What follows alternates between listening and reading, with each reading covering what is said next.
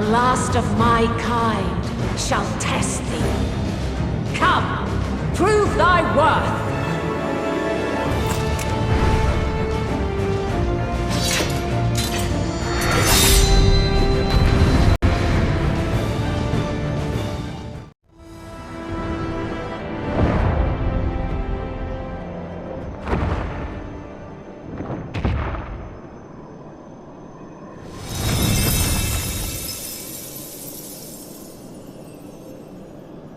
At last, man has the strength to.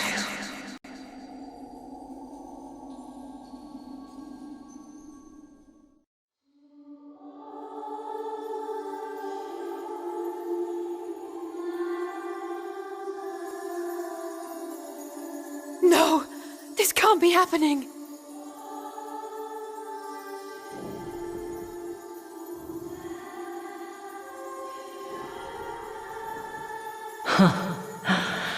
Though my power is in constant flux, I have always kept a reserve for this very moment. It was a true test of your prowess. You have done well.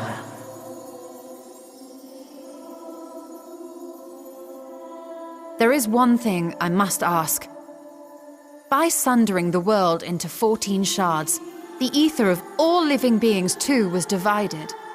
This reduction would in theory allow us to more easily interact with Dynamis. Having seen mankind brought to the very precipice of extinction, you wished for us to develop a means to overcome despair.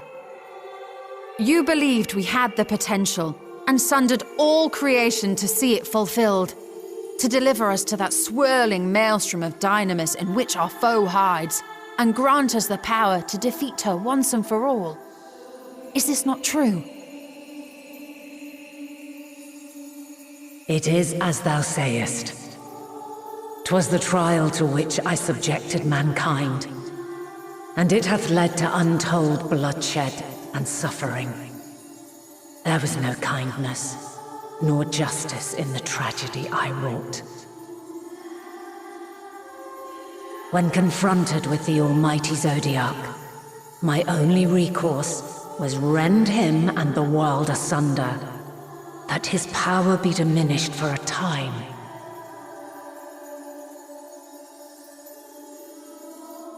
And so it came to pass. Now you, my chosen, have surpassed my expectations, surpassed me.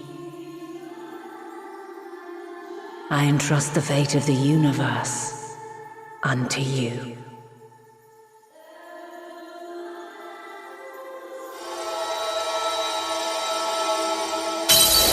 This crystal contains the memory of Meteion's passage through the stars. Deliver it unto the Loperids. They will guide you to her.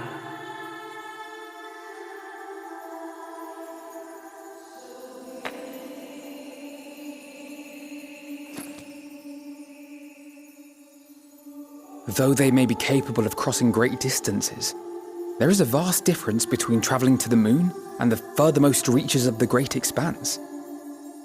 And unlike Meteion, we cannot simply soar on waves of Dynamis to our destination. Indeed. To make such a journey would require an astronomical amount of ether. But a solution lieth close at hand.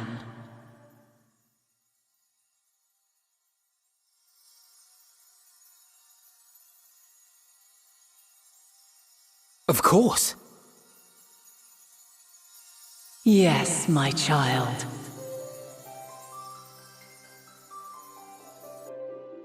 Ever since I became the will of the star, the ether drawn here had slowly crystallized.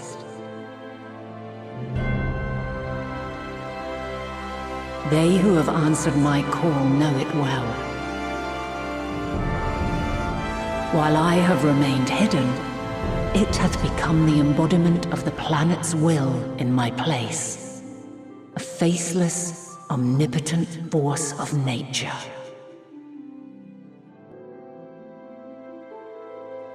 The Mother Crystal, our final hope.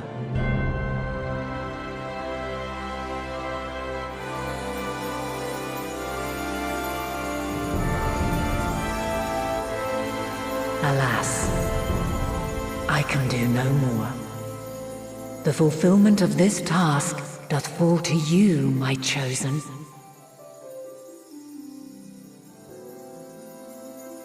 Now, heed these words. Darkness and light, despair and hope, as goeth one, so goeth the other. Become light, become hope.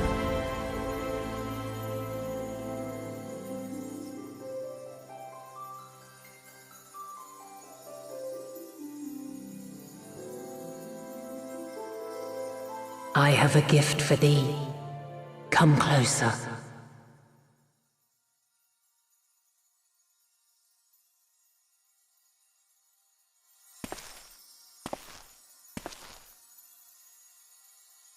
Long have I searched for a means to safeguard the future of this star.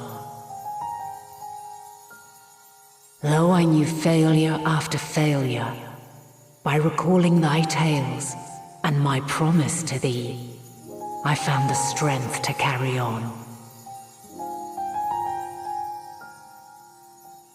Though the world is ever changing, thy thirst for adventure hath never waned. Thine unshakable resolve never ceases to amaze, to inspire. As a mark of my gratitude, I bestow this final gift. Thou dost possess the Crystal of Azum, yes?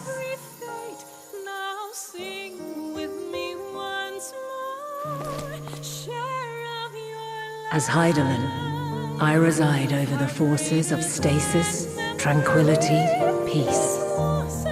The laws which impart stability to existence itself. I will weave this self-same power into the crystal, granting thee mastery over matter, to give form to the formless. Use it wisely, for it will not last indefinitely.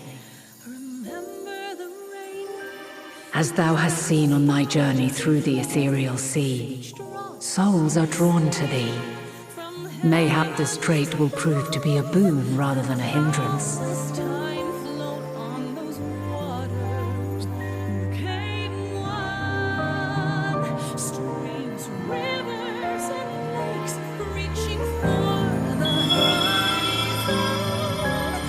It is thy hopes and prayers that enable Azum's invocations and give them life.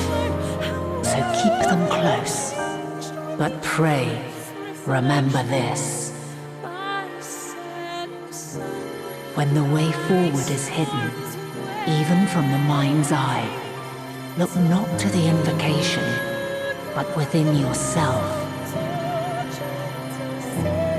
These were the words of the crystal's original bearer.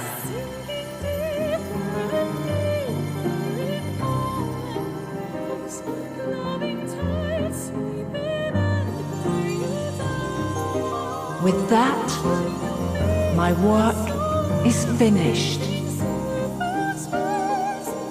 Fulfill our promise. Right the wrongs committed when the world was yet whole. Silence the song of oblivion. Teach her a brighter melody. Show her our journey is far from over.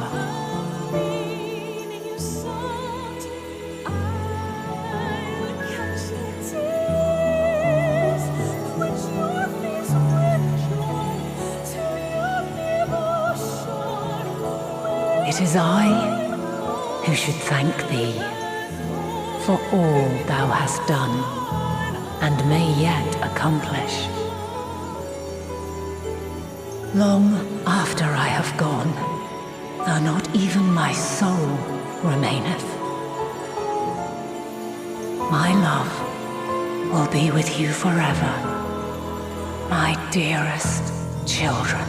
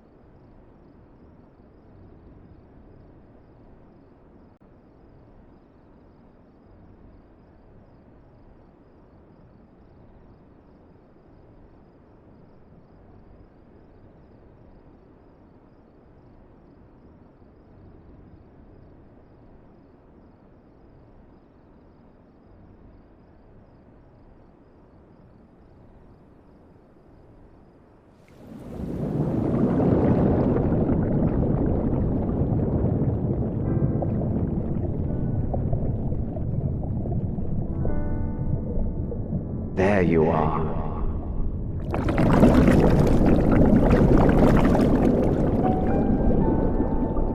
Some time, indeed, yes. For you, at least.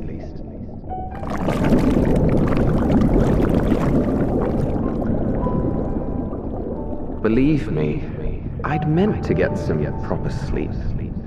But here we are, drifting along instead. Well, you too. And so we remain, to watch and wonder.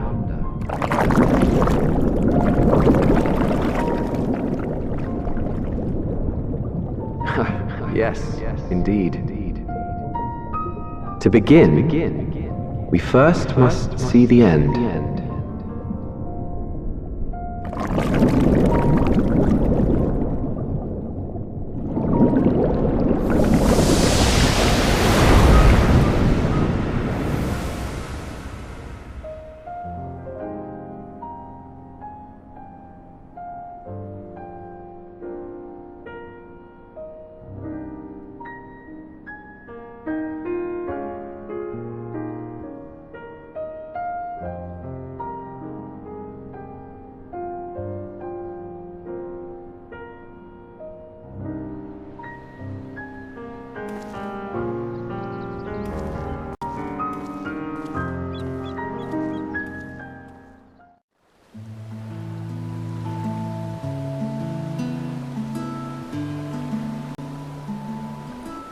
Your business with Chitauri was finished.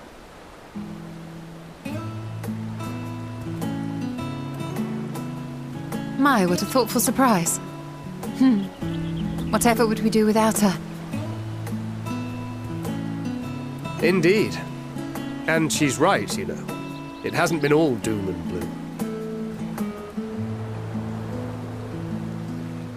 Feels like a lifetime ago that Master Louis Soir gathered us together to form the Circle of Knowing.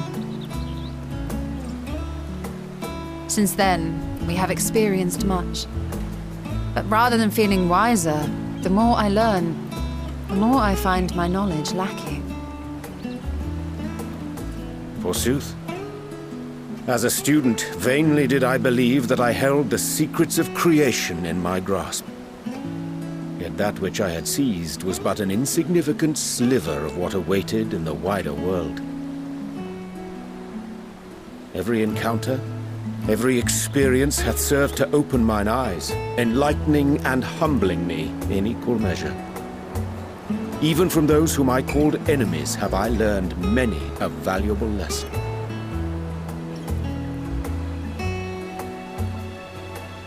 What will we learn at the edge of the universe, I wonder?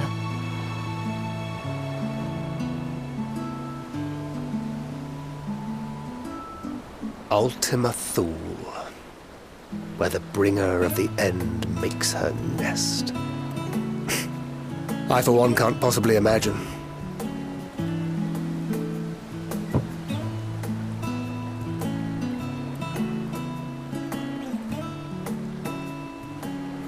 But whatever awaits us there, we will survive. We must. For her.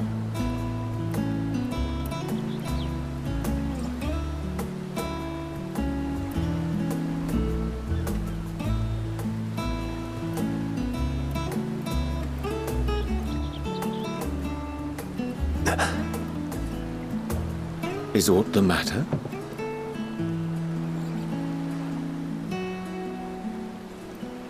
No, it's nothing. Well, lately I find myself surprised at how much I've changed. How much we've all changed.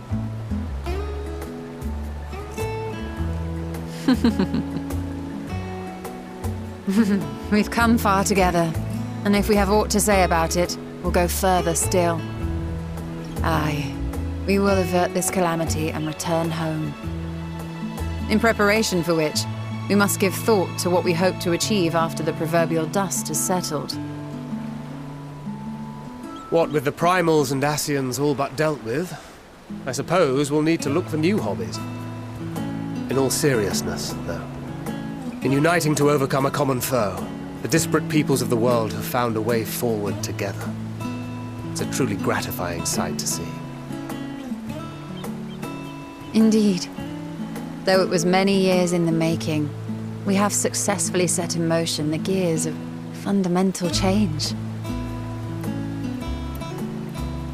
With this, we have fulfilled our humble role as a symbol of hope.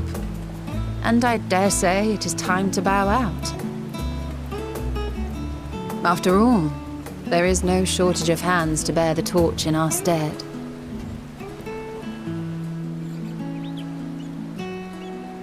You know, I never really considered I might live long enough to see an after. But even if my time as a Scion came to an end, I don't expect that much would change.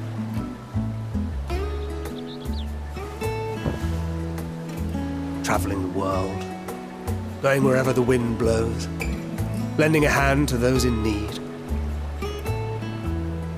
A journey for journey's sake. It doth suit thee well. I must confess I too have yearned to see more of the world. If thou art amenable to the suggestion, I would accompany thee. Mine ability to affect an air of normalcy through artful disguise is much improved, thou must concede. Aye, well, improvement is relative. You still look suspicious no matter what you wear.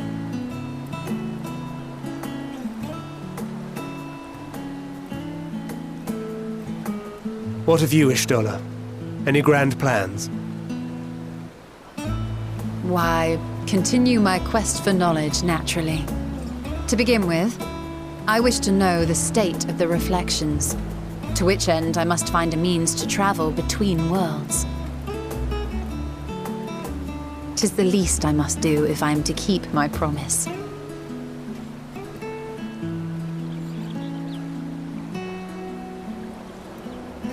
Should my pursuits prove unduly arduous, I won't hesitate to call on you. And in return, I will take you to see Reen one day. I'm sure you cannot wait to see the fine young woman she has become. Spare me.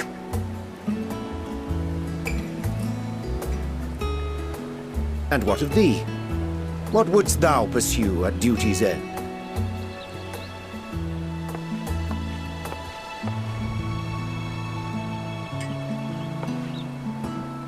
Here's yours. My apologies for the wait. Well, shall we make a toast?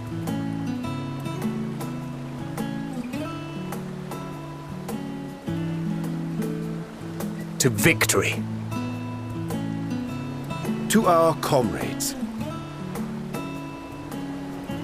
To the future of the star.